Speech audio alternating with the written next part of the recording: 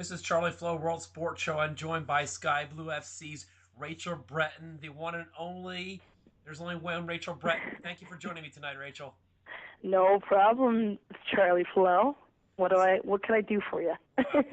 We can start by telling me exactly how Sky Blue's going to finish in 2016. You can just go ahead and tell me where you're going to finish. Oh, on top. Well, right now, you guys are sitting on top. You have 3 points. You go into Seattle, get the 3 points, get the win. Very historic game. It's just one of those things where always starting a season with 3 points on the road is like one of the best ways to start a season. Oh, for sure. I think it's great that, everyone says it's a historical thing because Seattle hasn't gotten beat on their home field, which is true. But Christy and Paul and the team, we're not taking it as our job is done, because I think everyone's like, oh, yeah, and then that's going to be the rest of the season. It's dangerous to get overzealous.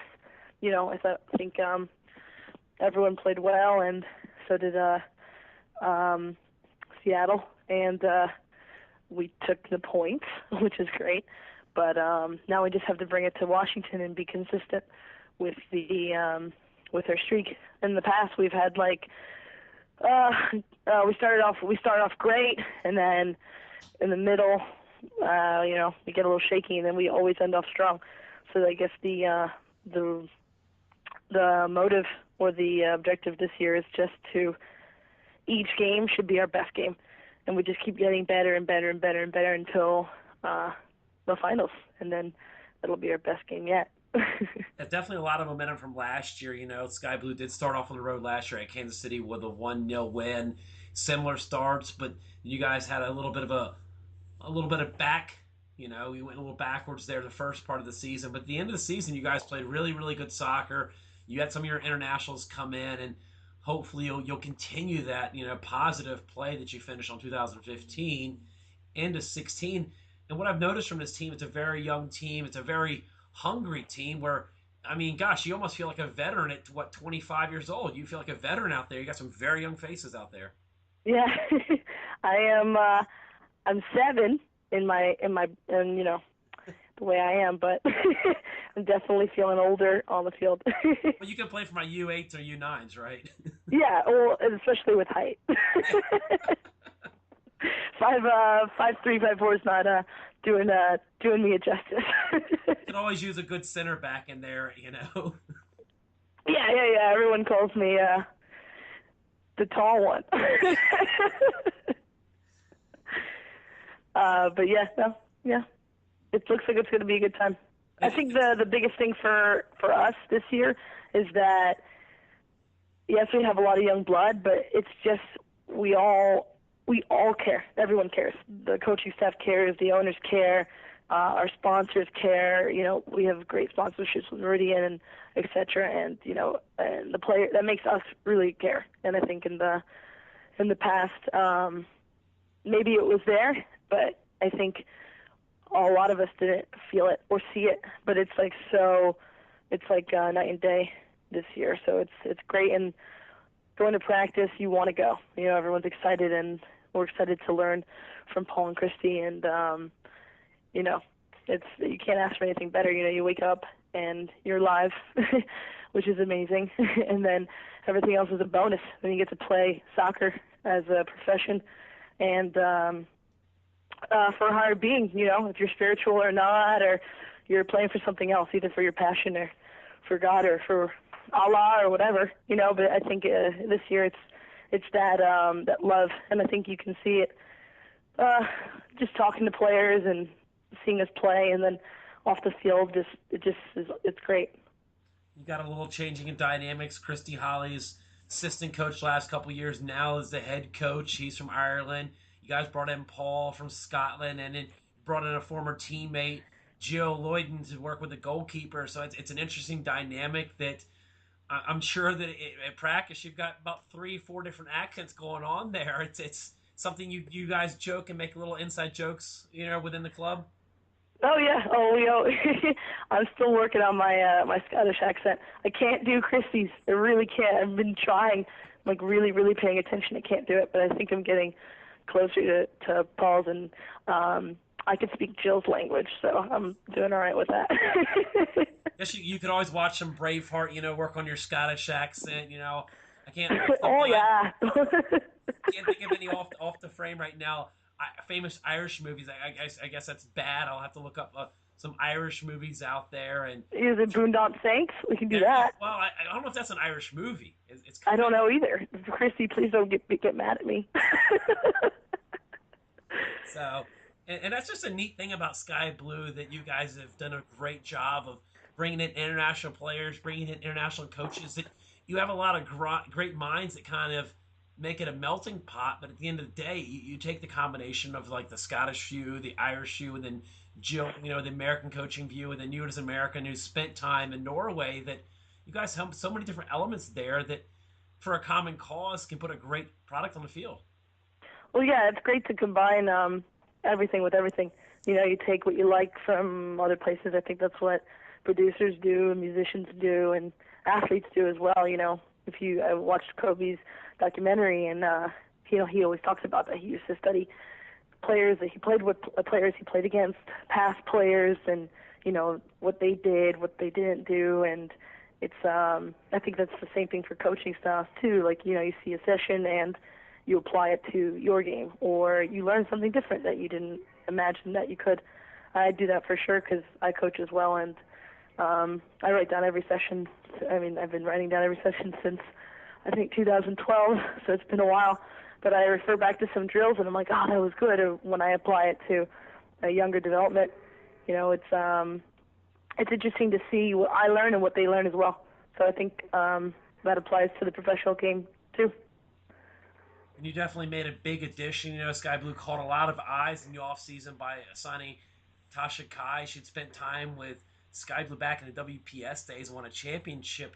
What has she brought? I mean, she just came out and bang, scores a goal for you guys. Yeah, I mean, she's just a great person and a great teammate, and I think that's awesome that she got a chance to just show her stuff and kind of silence the noise. Everyone's saying, well, she's been out for a while, and then that goal and that win is a basic, and what's your point? I'm still here. So that's good, and hopefully we all just keep progressing and everyone gets better and we stick as a team. A lot of the media out there, they make these preseason predictions, which I always think it's completely silly, and that's just my thing. And it's so hard to get like a power rankings or prediction before the ball's even kicked. And I'm sure that does find its way into camp. Does that sometimes motivate you guys to hear the whole thing that maybe this might not be the best Sky Blue team? And in my mind, this is a young, hungry team that I'm definitely keeping my eyes on. Yeah. We actually don't listen to the noise. I learned a long time ago, if you don't want to hear it, don't look for it, because everyone's going to hate on you or say something negative, we got this coach from here, or these players, like, what are they, or this one set out for years, it just, you determine your worth, no one else does. So, that's like if I'm like, Charlie Flowe, worst reporter in the world. Like, okay, that's great. But if you don't believe that, then you're not, And I think I agree with you with all the preconceived notions and, people writing stuff. I think, it's just their job. They have to write something and make something that isn't. But, I think the biggest thing to do in life is just to let your actions do the talking, What's the neat part about soccer? It's a 90-minute game. The ball is round, and I think what a lot of people tend to forget that every single player that steps on an NWSL field is coming from a very good college program, great club system. If they're from another country, they've played either for their country or they're played in their youth system. So that's the neat part about this league, that every single player that puts on a jersey, ones that won't even touch the field, have major experience. Oh, yeah, and it just shows depth. Everyone, there's a limited amount of spots, and people come in and out from being active to non-active, and everyone plays a part, whether you're an equipment manager to head coach to reserve to starter, everyone plays a part, and you really do learn. And I think I always tell my kids that I mentor and just anybody that I give advice to. It's just I can't. I think soccer has rewarded me so much by just teaching me life and how it is. You don't learn that in books, as you hear tritely. You don't really read about that. You just experience it, and I think athletes have an upper hand because we go through a lot of struggle, a lot of suffering, a lot of happiness, but like euphoric to its highest regard, and then to its lowest lows, and disappointment, and betrayal. You just get all these things that you just don't even imagine, but it's all through a round ball. And if you can make it through, then I think anything else is just cake. Yeah, and if you've had an interesting journey because you started out at Villanova in your collegiate career, then you ended up at Rutgers. You've been with Sky Blue for 4 years, and you went out over to Norway at the beginning of last season. So it's you've been through a lot in your career. Yeah, yeah. And when I look back to it, I was actually just talking to Christy 2 days ago, and we were just talking about how we had a lot of people at the meet and greet, and then I was reminiscing of the first year. I think that was it was decent, but each year it grew. And then I was like, oh, but I wasn't at the meet and greet the third year, and I was like, I was in Norway, and he's like, oh, I forgot you were in Norway. I was like, me too. I look back at pictures and I'm like, oh wow, I was there for 3 months. That was a bit, but it's funny how life just flies, and you're back to where you are or not. And it's interesting too, just the dynamics in this women's league that you cross a lot of paths, and players change teams because you have teammates now that are on different teams, whether you played them in college or you played with them on Sky Blue. And I think what I love about this league and love about just women's soccer in general, and I think that I put it on a higher pedestal than men's soccer, just the closeness of the friendly rivals that you have each other's backs, that you care deeply about a player that makes another roster, or you go against them, that you just are happy to see them succeed. I'm the same way with my players that I've coached. I don't want to see them succeed. I don't care where it is, even if it's not for me Yeah. and they get traded. I just want to see them succeed. Yeah, no, that's an awesome point, because I was talking to my trainer Mike, and I was just telling him, like, keeping him updated of the season, because he's worked so hard with me during every off season. So he was like, I think you guys are just way too close. He's like, that you don't see that anywhere. He's like, I've been trying to figure it out. He's like, you don't see like an MLS team, you know, say, oh yeah, like we're all just gonna hang out all day, every day, and Yeah. together. And we do, we genuinely do. I mean, we live all together, but that still doesn't make somebody. You don't have to hang out with them, but we all do. Like, we just did a Sky Blue FC challenge, and we bonded, and I can genuinely say that I really do enjoy hanging out with my teammates, and even my parents are like, we miss you. we wanna see you, and like, oh, sorry. But yeah, it's a different thing, and especially during the well, not during the off season, but during the off season, we train with a whole bunch of players that are on different teams. I trained with players on Kansas FC in Orlando, and we're all friends. But and then you see each other at the game. We're still kind of friends, but we want to win. So it's a cool little boundary we all have. No, and it's just like I personally have to even thank you on the show here right now that you've helped me, recruit players for Ocean City Nor'easters women team that I'm coaching. That I think that's the great part, that you help other players out. That hey, you want to play for this team or you want to play for that team. I know somebody's looking for a team, and it's such a great thing. Like a lot of other coaches in this league, like Christy Holly looks after his player. Randy Waldrom's another great example. He's helped me out with some players. So it's just neat how everybody wants to help somebody out, even if they don't have a roster spot. Hey, I can only hold this many players, but that team's looking for a right back. So contact that team. Even though they're your rivals, they'll still try to help that player find a roster spot. Yeah, that's definitely true. And it's kind of funny because we play like the agent role, and we always tell each other, yeah, you don't really need an agent. No, it is neat that it's just in the women's soccer community, and a lot with the equality pay and a lot of those things talks going on. I don't think people really realize how close and how hard these women work. They work for their teams, and then they go coach, and they make Yeah. themselves more accessible than any athlete in the world. I was just talking to Lloyd, the keeper coach, with Lloyd Yaxley for Wash Spirit. Hmm. Interviewed him yesterday for the show, and we were just saying, like, how many NFL players stay after a game for an hour taking selfies, autographing, that a lot of these players almost get too big for the game where they just jet after the game. They're all multimillionaires. They go get in their Bentleys. You guys, you carpool to games, you hang out, you live together, you have pasta nights. You just have that closeness, and the fans can actually relate with you and get to know you on a personal level. Yeah, I think it's awesome actually. There's this whole predicament, not predicament, but um, situation where we don't get paid enough. It is true, but I think it's still beneficial for us because it keeps us humble and in check.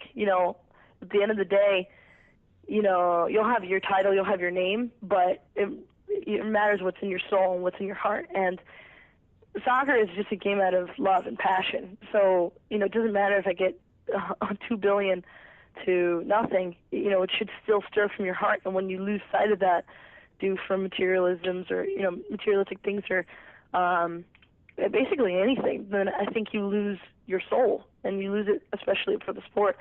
And I think it makes us remember, hey, we were young once too, and it's important to hang out with the fans even as tired as we are, and it's important to give back because we were once there where we were given back to as well.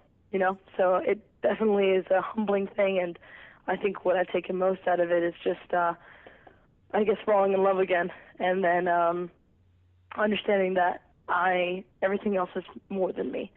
So I need to constantly give, give, give. It's definitely, it made me think when you were saying that about the closeness of fans and being humble, that one of your good best friends, Sinead Farley, that she had told me a story one time we were talking when she was in Philly, that she went to WSA games when it was the Philadelphia Charge, and she was a young little girl and going to these games, and then years later she's playing in the WPS, now it's the NWSL, but some of the same players she got autographs from were still in the league, and now they're like teammates, rivals, and one day that could happen to you, Rachel. If you pull a Christine Rampone, you play until you're 40, some of these 12-year-old girls could be your teammates. Yeah, no, it's very true. I actually have a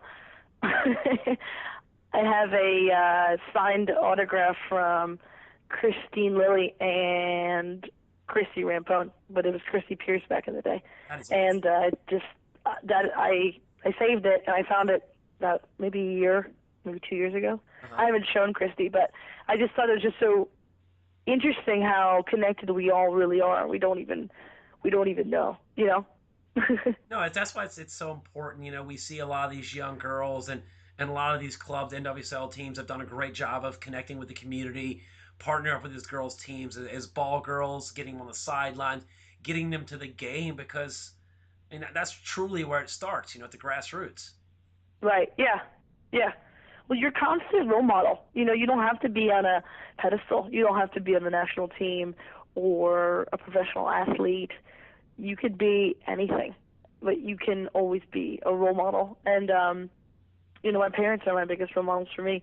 They've done a great amount, and they're on my high pedestal, even though they're not well known, but they're very well known to me. And I think you just you put that seed in the ground and you let it grow. That's the biggest thing. How many times can you scatter your seeds to show the world that they're beautiful as well? Yeah, your parents are awesome. I got to hand it to you that I've got the pleasure to meet them, and the first season back with the NWSL, I got to meet them, and I think what's amazing about your parents is that they just support women's soccer and Sky Blue period. When you were out playing in Norway, they're still going to the games. It wasn't one of those things where they're the fair weather fans. Oh, my daughter's on the team, I'm coming to the game. Their daughter's playing halfway around the world, going on watching these games on YouTube, and her parents are in the stands still supporting the team. Yeah. My mom was texting me actually during every game, and I was like, Mom, I know. I know, because I'm watching. And she's like, oh, I wasn't sure if you had the connection. Yeah, I'm like, yeah, no. I'm like, yeah, but yeah, they're the best. They're my biggest fans, but I'm their bigger fans. It's neat that you talked about the whole role model thing. I get that a lot of training sessions that you have some of these young player, 8, 9, 12-year-old players that are so easily impressed. I mean, you can just put a small penalty kick into the lower 90 and they're like, oh my God, you're a professional. And Yeah. that's the neat part is you can tell them, yeah, I'm on a pro soccer team, but they don't even it doesn't matter to them that you're not a national team player or making $1 million a year. They're just really impressed, and you've got them to love the game by just showing them the neat things you can do. Yeah. No, yeah. And I have to thank them very as well because they brought me there. So I would not be here ever, literally and metaphorically, if it wasn't for them.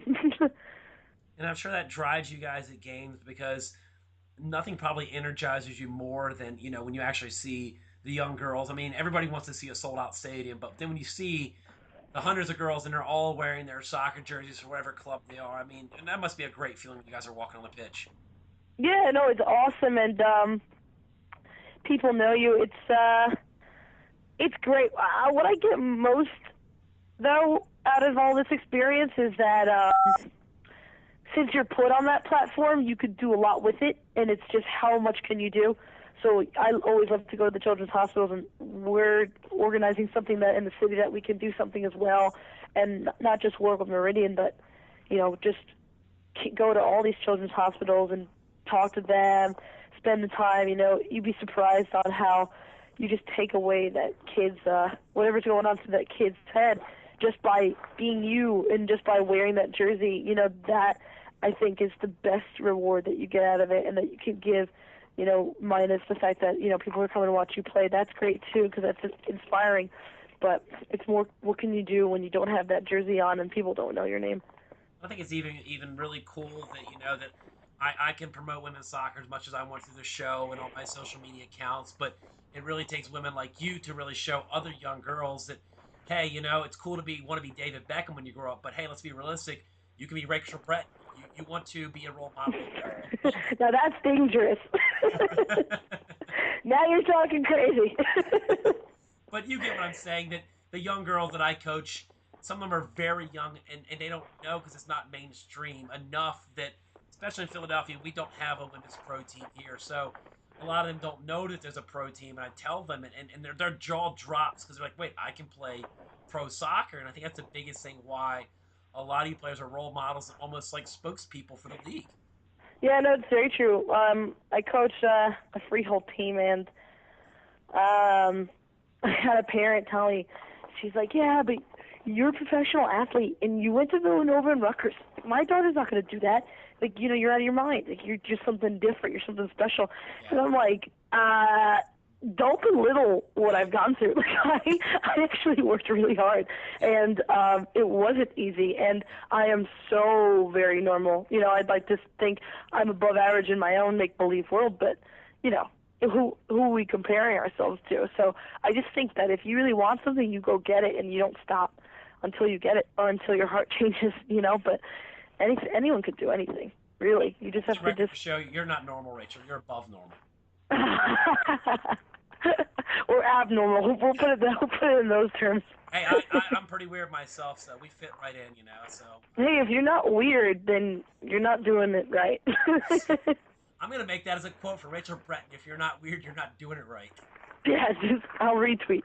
Exactly. So, and we've joked about, like you said, with the accents and stuff. And you have worked on the Irish accent or the Scottish one? Which one have you worked on? Oh, I'm scared. You're scared. I've worked on the Scottish one. You can debut it right here. Nobody listens to my show anyway, so it's like you're talking to just me. Oh man. All right, I'll try. I'm gonna do. Okay, what we're looking to do is start from the 2, hit it to the 7, onto the 11. Is that supposed to be Paul or Christy? What'd you say? Is that supposed to be the Scottish one? I don't know. Well, then you got to tell me, because if you can't tell, then I'm not doing it right. About an 80% chance that that's a Scottish accent. Then that's up for the listeners to decide. Got some and Chrissy and Paul. got some software and alter your voice a little bit, to work on your Scottish accent. Yeah, this is what I'm doing in my daytime. I'm listening to Sam Kerr too, and I'm trying to do hers, and I can't. I just sound British. And when I had a British teammate in Norway, and she's like, "Oh, you sound like you're from Manchester," and I'm like, What's the difference?" And Yeah, she got mad. the thing is, I do a general British accent, and then people break it down. Like it's got a little Yeah. coffee in there. You sound like you're from Wales a little bit, don't you? Yeah, they're like, "What are you talking about? Hey, wanker, yeah, it's going on." I'm like, "Oh, okay, I don't know what I'm saying." Yeah, it's funny. I grew up with my struggles of understanding soccer, but I became fluent in the Jamaican accent by my senior year. My junior varsity, yeah, my junior varsity coach from 8th grade to 10th grade is Jamaican. My varsity coach in high school from 12th and 11th grade was Jamaican. They both had hard Jamaican accents. So by the time I graduated high school, I had all the Jamaican sayings down. I was like Brumble Clot, yeah, La de Marseille, good boy, la. And we're a bunch of Caucasian guys going around saying Jamaican accents when we're playing soccer because that's the terminology we had. Get a bloody ball, and you're like, all right, That's really funny. Jamaican sucks dicks. It's so true though. If you surround yourself, if you're surrounded by that, then it really starts to go into your nomenclature.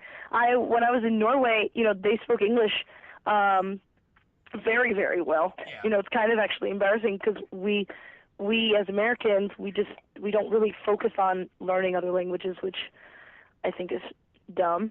Sorry, also not to America. sound unpatriotic, but coming from someone that speaks a different language, I think it's really important because it's helped me a lot. But when I was surrounded by a whole bunch of Norwegians, I started talking with just their dialect, just like, "Oh yeah, well," just very slow. My parents, a girl coming from New Jersey / New York, that's like, we're all very aggressive and hyper and talk really fast. Yeah. My tone and everything was just it was like slow mo. My mom was like, "What's wrong with like, why are you talking like that?" I'm like, "I don't know. I'm trying." Why don't you then slow down on the field, and start talking like you play? Yeah, no, not so much. Oh my goodness. Yeah, so you must have when you go off the plane there stuck out like a sore thumb, you're like blah blah blah blah blah and like slow down. Oh, they looked at me and they were like, "Wow." I was like, "Oh, uh-oh." Oh, that is awesome. It is true that um it's funny, go back to like my college coaching and we played West Virginia Tech when I was coaching at Penn State Brandywine and they had guys from England, they had guys from Spain, and they had guys from Brazil and America's team. So they were speaking four languages. It was funny at halftime. Our head coach was like, "Listen, guys, we're not talking. They're speaking four languages on the field. They still know how to communicate." And it comes to a point where I've played with a lot of Latino leagues, and I learned the Mira Aquí, and it's funny when you see five different languages spoken on the field, but you know every single word in a multiple language of how to get the ball to you. To say, "Here, I'm open," Oh yeah.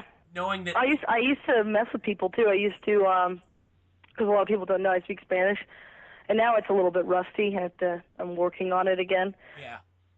But I used to just if anyone spoke Spanish near me, I wouldn't tell them I spoke Spanish, and they would just talk on the sidebar Yeah. and in elevators too, and I would wait until I got to my floor, and I would just say something in Spanish back to them.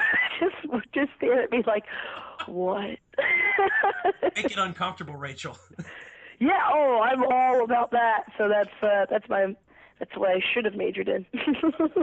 Hey, it probably works on the field too. My father used to tell me a lot, my soccer days and basketball days. I was a very low skill player, but I played defense most of my career. He said, if you just annoy the crap out of somebody on the field, you can actually get a little edge. You just start talking their ear off to the point where they're like annoyed with you. Oh yeah, my dad taught me that too. He also taught me to like talk to people, Yeah. befriend them, and Yeah. then they're like, "Oh yeah, yeah," and then boom, mistake. Make some comments about their family. All positive, your mom looks really nice today. You took it into the positive route. Your mom looks so nice. Like what? Yeah, well, you get them with positive distraction. I'm not about the negativity, like saying negative things about their mom or girlfriend, but you say something positive, they're kind of like, "Oh, this guy's really nice," and then you go in with a hard tackle, and then you really just mess with their head. Yeah, it's like that, mother. Wait a minute, I thought he was my friend. I was like, yeah, exactly though. That's what happens. It's a huge mind battle. You're like, wait, this person was my friend. How is this happening? Well, again, tomorrow's opener is going to be amazing. You guys have got the Washington Spirit coming in at 6 o'clock tomorrow. Beautiful Rutgers campus, and Yursak Field. That'll be 6 p.m. tomorrow. There are still tickets available. You want to check it out at www.skybluefc.com. I know you're going to be there, Rachel, and you've already guaranteed to sign a couple autographs on behalf of me, right? Oh, yeah. I got it all covered. I thought that's what I was there for. What else would you be there for, You are I don't know. You're there an entertainer, You play soccer and you entertain. Yeah, I mean, aren't we all? One day I want to turn on my television or the radio and see the Rachel Breton show. Oh, that would be, again, another scary thing. It wouldn't. I don't know what channel it'd be on, but I would. I don't have a good radio voice, though. That's my thing. I'm more of like a personable in-person thing, I think, at least. So, yeah, you'll go with TV. There's technology. We can change your voice. We can dub you. We can change your voice. We won't give you the Darth Vader. You'll be fine. Well, they did it with Arnold Schwarzenegger, one of his first movies. He didn't even speak, It's like, yeah, you're not going to speak in the movie. Yeah, well, so. He's done a lot of things where he didn't need to do. Yeah, what are we on, Terminator number 6 or 7 now, I've heard? Come on, dude, just like... Do it now! I need to make money. It's not Duma. Now we're talking Kindergarten Cop, wow. Yeah, oh yeah, I'm a throwback. You didn't even know it. You are young, but you have the mind of an old soul. I don't want to call you old, but you know a lot. Yeah, you can call me Young Buddha. Young Buddha. Okay, interesting. We've changed religion. Okay. Yeah, we've changed religion.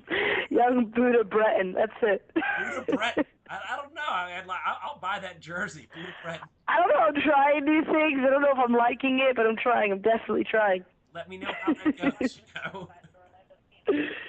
Oh man, Charlie. Again, well, thanks so much for having me. No, thank you so much. Again, Rachel Breton, Sky Blue FC home opener Sunday, 6 p.m. skybluefc.com. Get your tickets. Rachel said she will sign your ticket if you buy it. All right. Yes, I will. We'll keep you busy after the game, Rachel. All righty. All right. I'll see you tomorrow. All right. Bye, Charlie.